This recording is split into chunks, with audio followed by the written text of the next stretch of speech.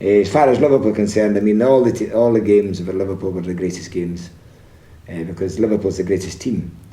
I think that the greatest night at Anfield against the unofficial champions of the world was when we'd won the cup on the Saturday, and on the Monday night we played the great International of Milan in Anfield, and we won 3-1. The gates were closed, and we beaten the team that was considered the champions of the world.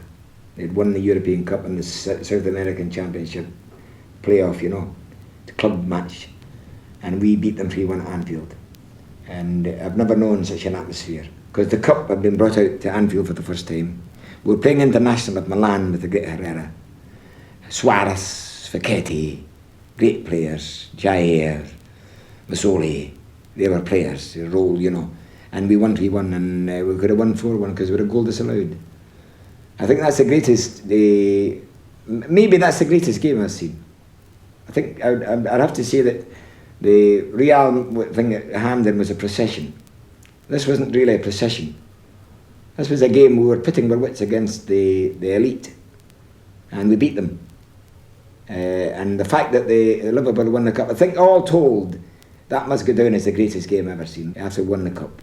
Atmosphere, excitement, above all football, and a ground that was dry and bare and bumpy, and not our pitch. It was a continental pitch maybe, but not ours. But Liverpool raised up that night their standard into a tremendous height, and Roger Hunt scored a goal. They hit it from about 3 feet high and scooped it, And Herrera said, that's not an English goal, that's a continental goal, which it was, you see. And this was all from the training sessions, the training boards at Melwood. Roger got this goal, he got a few that season from the training boards. He scooped them. So I think that I must change my mind and say that International of Milan at Anfield, after the cup final in '65, was the greatest game I've seen. We haven't mentioned Pele. What did you think? Oh, Pele was a great player. I mean, he must rank amongst them all. I mean, I say Tommy Finney's the greatest player I've ever seen, and I still say that Tommy Finney's the greatest player. But when you bracket him with Cruyff and Pele and Di Stefano and these people, I mean, they're all brilliant. I mean, it's actually, I don't like to separate them out, but Pele goes down amongst the greatest players of all time. Not only could he play with skill and ability, but he was as strong as an ox. I mean, he was a light heavyweight, a bone and muscle, and could run like a gazelle, a strong fella, like Eusebio. This is the same brackets. Maybe Eusebio was a little bit in front of him because he was taller and quicker. But Pele is a great player. Oh yeah, brilliant. That Brazil team was brilliant. They're next to Real, for me. What about the great foreign players, Puskás?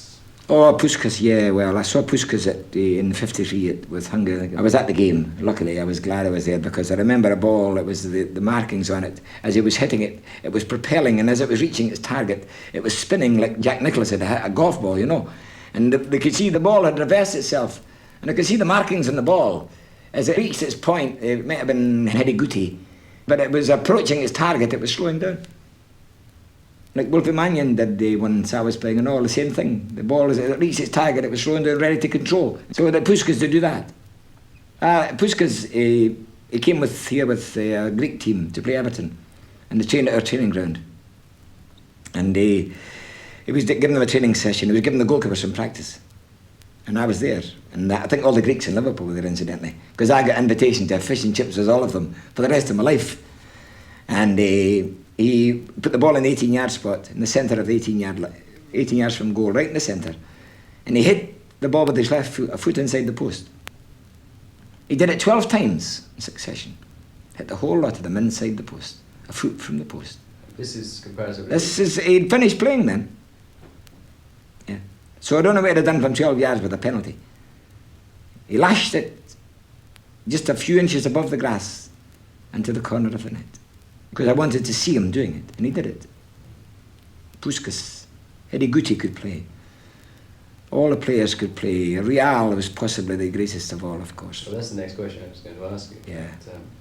See, Real Madrid, I think, were the greatest professional team that ever played. Not only for their display in Glasgow, when they scored 7 goals against the German team.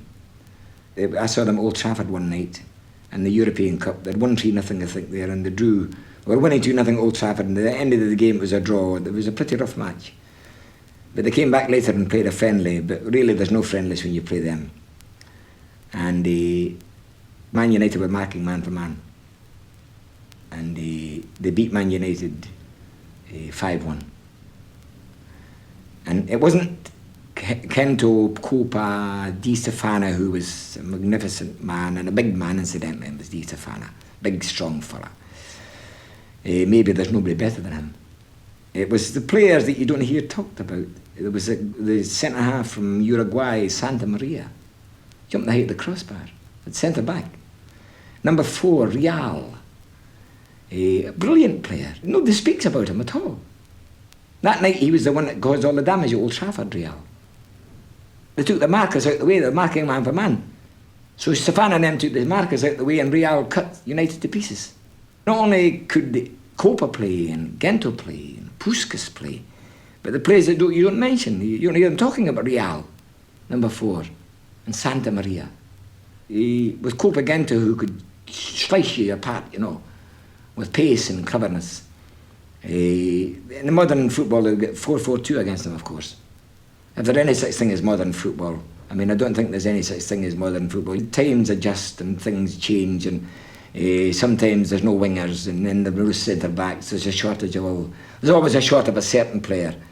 There's a shortage of wingers at the moment. There's a shortage of so and so. There's a shortage of strikers. I think that I must say that as a professional team, they were magnificent, individually and collectively.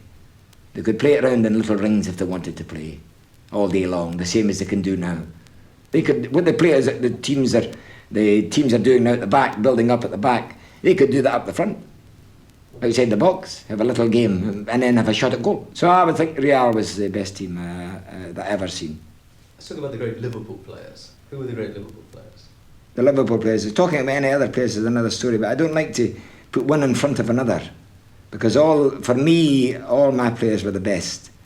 They all gave everything they had, and I got as much for them as I could. I worked for them and they worked for me, and I'm loath to put one in front of another. I said that the beginning of Liverpool was Yeats and St John, and that's true. They all played well. There was Jerry Byrne. You don't hear many be talking about him, but Jerry Byrne was a fantastic player. Jerry Byrne did what nobody else in the world could have done. He played at Wembley for 2 hours with a broken collarbone. 5 minutes after the game started, he got it, and he played an hour and a half, then a half an hour. Now that we're talking about attention to detail, just before we go on about the rest of the players, we didn't give our hand away. Bob Paisley came off and he said to me, his collarbone's gone. So we just left him over in the left back position, holding his arm.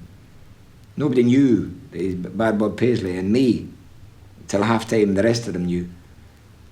And this had happened to me and Andy Beattie at Blackpool. We played for North End after the war, and Andy Beattie said at half time, I've strained a leg, And I said, well, I'll leave it to Andy. He said, we might not get much to do, I was playing right half, he was playing right back. I said, you might not get much to do, Andy, we'll take a chance on it, And we fiddled through. And there wasn't much pressure on him, and he got through the game. And we didn't give our hand away. See, there was no substitutes then. Either went to another position, maybe stood around the pitch, or you went off. So we got through the game. So when this happened at Wembley, from my past experience with Andy Beattie and myself, this happened. And I said to Bob, well, we'll just leave it. And at half time we knew it was broken. It was grinding, The doctor was trying to freeze it, but couldn't. So we just let him stay there. Leeds United didn't know his collarbone was broken. So we kept it a secret. And he played for 2 hours nearly 2 hours with a broken collarbone. Now, if we'd have said, right, we're going to play him outside left now, we take him out the road, it's too dangerous. We took that chance at Wembley. And we got out of it. We won the cup.